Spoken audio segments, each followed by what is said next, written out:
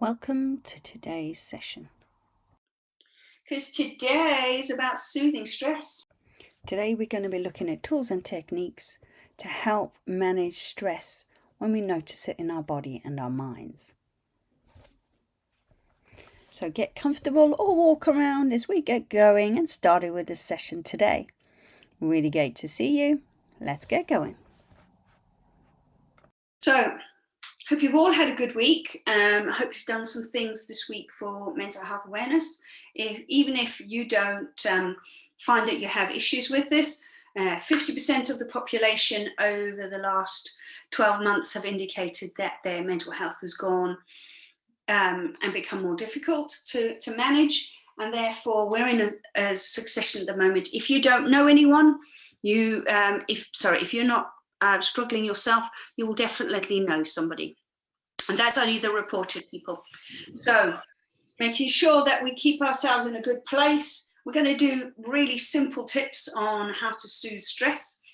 So I'm going to give you a little bit of information first so that you kind of you can get to a point where you can step out of your chair, make sure that your chair's against a wall or something like that, because that's where we're going to go. So while I'm talking, you can move your chair to a wall so that it doesn't go sliding across the room in a minute. Hate for you to have an accident and I can't even see you on the screens. So we have when we're in fight or flight or in a stress situation, we find that we raise our cortisol levels. And when we raise our cortisol, which is the brain's kind of like way to tell us that we're about to fight the big fight. And the symptoms of kind of that cortisol level raising are we start to breathe quite shallow and quickly. We raise our blood pressure raises, and we find that we have the adrenal glands. So it's the kind of glands in your throats and into your ears. So these are your thyroids. The adrenal gland in your head becomes more activated. So actually it's pumping out this cortisol. And what it's doing is actually sending glucose through your body, because our bodies are actually set to fight an actual physical enemy, not necessarily a mental enemy, that is stress. And so it's giving you more glucose in your body so you can run, basically. You can run, you can hide, you can do what you need to do to survive. And with that extra glucose in your body, what's happening is that the body says, okay, I don't need to do the proper functions around liver, kidneys, digestion. It does a certain amount of digestion, but doesn't digest the food properly. And so with all those things stimulated, your sympathetic nervous system becomes heightened. And at that point, you're stimulating the body to stop listening to pain, the extreme versions of pain. And I use pain in inverted commas. So when you're stressed and you're hugged over your screen, I saw a beautiful picture of a man leant over a skeletal man in an osteopath's office. And it said, damage equal to 30-mile-an-hour crash. And that's because your brain's not actually realizing that it's going into so much pain because we're so stressed, or we're raising our cortisol levels that the body doesn't actually go stressed, because it wants you to run. So it's not telling you your feet are hurting. And if you've ever had a moment where you've had a crash, you'll know what that heightened version of that is. You don't actually feel everything that everyone else is doing. So that's the dog jumping this morning. So that's what raising your cortisol level does. That's what happens to the body. So why do we do it and what happens? Well, we get our insulin level up, so we actually stop. We become more insulin resistant, and our digestive system slows down, because that's not needed if you're fighting a tiger. So those people who may be susceptible to irritable bowel syndrome, diabetic because of other things, that's only going to exacerbate those information. So here, giving you the doom and gloom. So let's look at those stress culprits. First one, homeworking. Nothing bigger than that right now. And talked about this before, but we can't talk about it enough. And that is, home working means you've got to kind of have that big divide between home and work. And a few weeks ago when we talked about this, people said that, well, I'm here, so I'll get on with something in the evening, or I'll do something in the day, or I don't have this. So here's some nice stress busters, some soothing plans. Give yourself a plan. If working is 8 till 5, then working is 8 till 5. Stop. Make that boundary between the two. Put the stuff away. Find a place where you work. Now, it's not always easy because I'm same position as you are. I'm working in a family space. So you have to kind of divide. This is my workspace for now.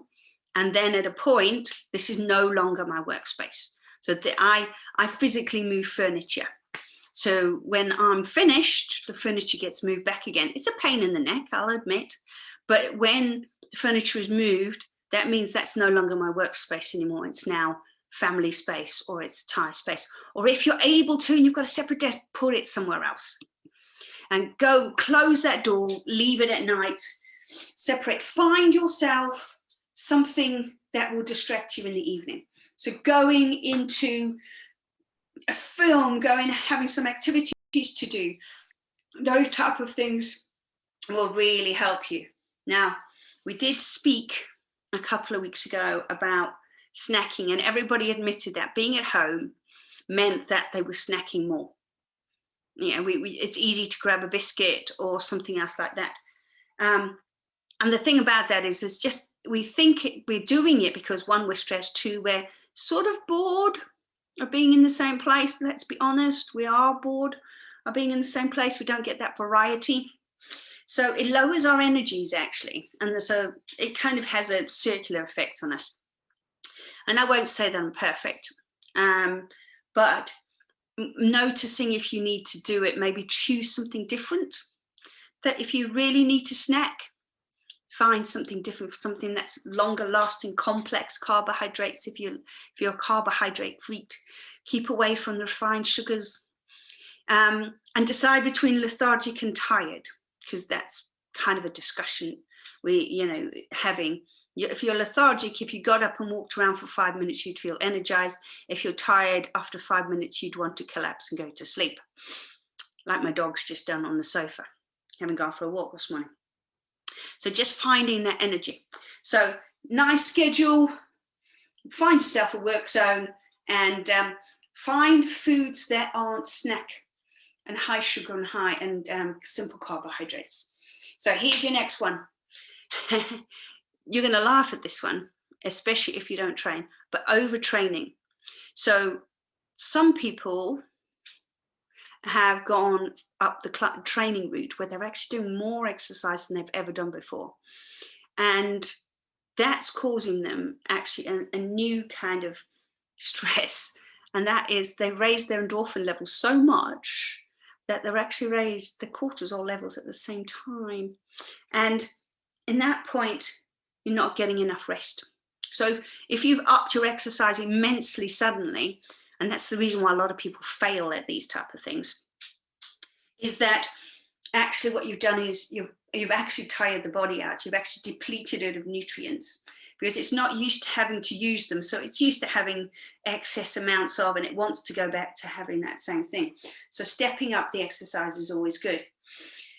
And as that excess cortisol comes in, you have the same symptoms as if you're overstressed.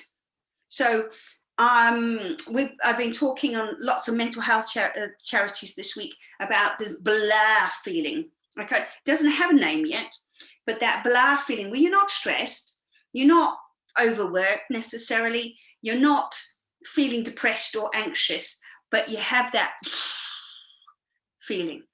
And that comes a little bit from a lot of people have gone into suddenly walking 4 times a day or something like that. So give that one a go.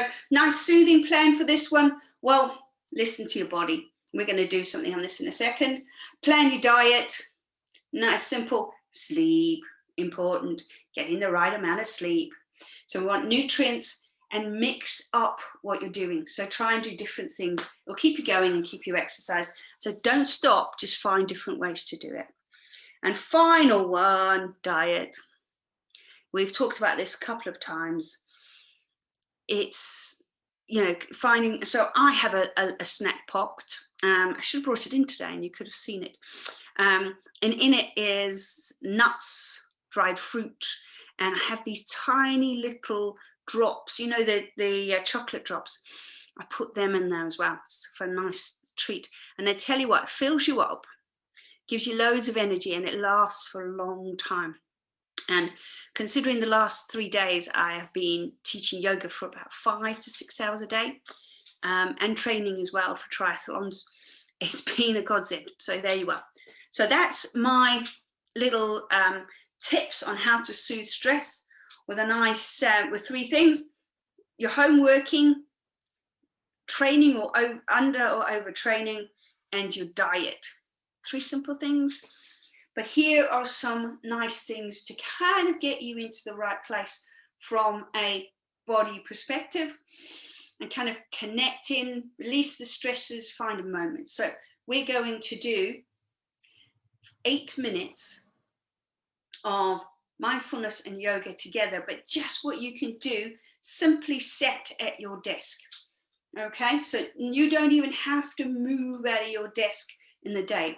Between those meetings, you'll have at least 3 or 4 minutes, and make it if you're not getting it, to allow you to be more productive, right? You need that time to move and be more productive. So here are some things. You can add them in whatever sequence you need. First of all, we'll start with the head. I'm going to take my glasses off. I don't throw them around. And so we're going to start with the head and the shoulders. I'm just taking a moment to extend through the spine, lifting up, finding that extension. Nice big deep breath in through the nostrils so you move the rib cage and the belly. And then out through the mouth. And actually stick your tongue out. What it does is gets that adrenal gland to calm down with the sympathetic nervous system. So it slows it down. So big breath in, adrenal gland. You can do this on a meeting, and you can say you're doing it for that I taught it to you, even if you just want to pull your tongue out to somebody in a meeting. There we are. And then as you come into that breath, just take a couple of breaths in the nose. And let the shoulders come away from the ears. Just notice on yourself, if you've got a mirror or something, or even just the screen, you can notice where your shoulders are. And just let them come away from the ears. Just let that tension go. It's hard to do. You might not be aware of it, but as we say, when we become a bit stressed or preoccupied with something, we don't notice. And then just let that left ear come to your left shoulder, and then bring it back to the center. And then let the right ear come to the right shoulder, and bring it back again. Now let the chin look over that left shoulder. And you can feel the muscles in the neck releasing, and come back to the center and go the other way. So this is where you'll notice whether you're actually not symmetric as you sit, because one side will pull a lot more than the other. And come to the center. And then let that left ear come back to the left shoulder. Then using the left hand, find that nice big chunky bit of muscle that comes down from the neck into the shoulder. So it's come here just below the collarbone. And then just let the arm hang down off of it. So you're not pulling it, you're just letting the fingers hold onto it, and then let the arm hang down. You're just releasing that stress across the shoulder. Letting the breath come nice and deep. And careful, I was watching a couple of people this week and we ended up with this kind of upper shoulder coming in. Just let the ear come towards the shoulder, wherever far it's going to come, and leave the shoulder just where it is. So you're releasing. If you suffer from sinusitis due to stress, you'll find this will also help drain the sinuses. And let the hand go, and then go over to the other side. And the same thing again, take hold of that muscular part of the shoulder and place the hand onto it. And you're just holding onto that. You can find a little groove at the back, and I stick my fingers in there and let the arm hang down. Releasing that tension across the shoulders. And come back to the middle. And then just interlock your fingers. And send your hands out to the front. And just let the shoulder blades curl round and come forward, which is probably the position you might be in when you're working on the computer. And then roll the shoulder blades together and round the back of the body. And take the hands up over the head. Turn the palms inside so that they turn up towards the ceiling. And release those shoulders. Again, see whether those shoulders are popped up towards the ears. All you're doing is letting the shoulders open out to the side as they release that space between the shoulder blades. And then let the hands come down. Shake it out a little bit. Just let the shoulders shake. I'm going to come into that release mid-back now. And you've ever watched a yoga class and they're on their all fours, we're going to do the seated version of what they call a cat-cow. Okay, so I'll turn sideways on so you can see my back. And it's like you've got one of those superhero punches. They come into the center of your that V in your rib cage and it sends you back, not down. Okay, so as you breathe in, hands to the thighs, lengthen. As you breathe out, suck the belly button into the spine and curl all the way from the tailbone and tuck the chin into the chest to activate the thyroid gland. And then inhale in, lengthen and sit up. And exhale, take a little curl. And inhale to lengthen. And take a little curl so it's that cat-cow sitting down. And inhale to sit up. One last time, exhale, tuck and curl. Inhale to lengthen. Swap yourself around. Find yourself seated and now send the arms forward. Put the left hand out to the front and turn your right hand over the top. Interlock your fingers and then swipe the hands back through the center and up to the face. Now as you hug the elbows in, see if you can extend the spine and roll the shoulder blades together. What's this going to do is just to help you sit up a little stronger to release that lower back. Really nice, low impact way to do it. And then release the arms back out again. Swap it over, interlock the fingers and bring them back. So you're going to hug them right back into the chest. Palms up. Nice long spine. Interlocking the fingers. And then release them forward. Let them go. And just find yourself on the edge of your chair. Hence why I want you to do it against the wall so you didn't slide your chair out. And just let that left leg lift up now. Just hug it up towards the chest. And then take the foot and place it onto your knee. Let that knee open out to the side, so you've got it kind of on my legs just so you can see. Nice long spine now. Then that hip release. We're letting the back of the thigh and the outer part of those glute muscles come outside the glute muscles. The hamstrings come to loose, goes out of your glute muscles have gone, they've moved all the way down your body there. Here we are. So you're just letting that hip lie. Now your knee might be up here, your knee might be down here. You can always move that right leg out and that foot out a little bit out in front of you. Just letting that hip release now. And as a nation, as a species, we allow our hips to be the place that we place a lot of the tension that comes from the mind, we place in the hips. So if you have tight hips, quite often you're holding a lot of tension around those hips. And then let the foot come away. And then lift up that left leg now, hug it in, see if you can keep a nice long spine. So all of these little small things you can do depending on where you are, fit it into your day and do several of them. Nice long spine, let that top foot flex.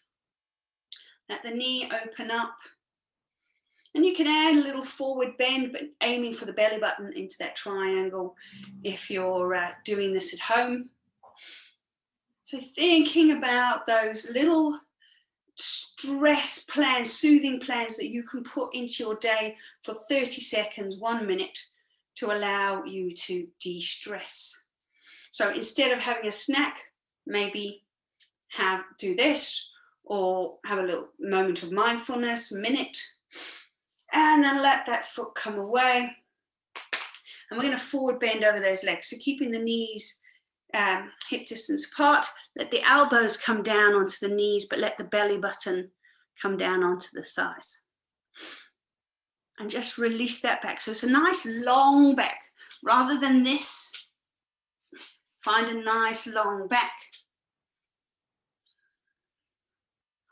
And then if you want to, you can hang the whole body over those legs and into your forward bend.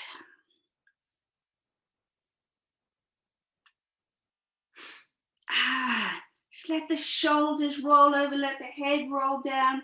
Release that whole spine into the legs.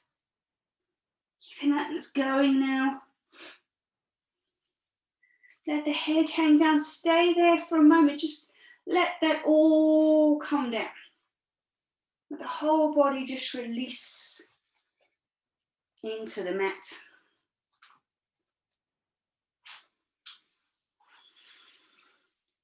And pressing into the feet. Tuck and roll your way up to standing. Nice big deep breath in through the nose, out through the mouth. And then just taking the last thing I'm going to leave you with today. Some little hacks for stress relief. And this is a tough one in the fact that a lot of people are quite negative in the world. We're always finding things that we've done wrong or should have done better. And I'm going to ask you to give yourself permission to be positive. So find things that are positive. Now, this might sound, I know, to some people like tree hugging and a little bit kind of out there. But we spend so much time having that dialogue in our head that's negative, that actually allowing ourselves to have positive thoughts, to have gratitude for what we've been through 14 months and possibly more of difficulties. We've had our whole lives turned upside down, unprecedented change in the world around us, in our own worlds. That allowing yourself to acknowledge that is important, and being able to use gratitude as a way of doing it. And there's several ways to do gratitude. One is just to end your day with 5 things that actually went really well in your day. So even if you've had the most rubbish day if you've ever known, and believe me, we can all think of one of those days. Find 5 things that you actually found really good in your day, and say them to yourself. Write them down. I say to kids to have a little gratitude jar where they stick things in the jars, and then they can read them back to themselves on one of those days where they're struggling to just find anything to be positive about. So having a gratitude day. The other one, another little technique for gratitude is called the worst case scenario. And I used to use this when I worked as a program manager in various companies, in that people always used to be able to tell me everything I would do wrong, or everything that could go wrong. And I would use those to turn them around. So take a moment, think about your day, think about everything that went wrong, everything that could have gone wrong, everything that you in your head can think is going to go wrong next. Write them all down and just look at them. And then have a look at them and say, well, what if that didn't happen? Or what if that was different? What could I do to change that feeling? And you'd be amazed especially for the things that you think may be going to go wrong. Worst case scenario is, actually, that's probably pretty unlikely. And if it did, well, I'm not going to be able to change anything now anyway. So that's another way of working gratitude. If your brain works a little bit like mine, and being a program manager, I guess that's a good thing to have a brain that works like that, is that you're actually going, well, okay, the worst case scenario could be here, and actually I could think of all these other things that could counterbalance that if I wanted to. So we're up with time now. It's been fantastic to see you all. And I look forward to seeing you all again soon.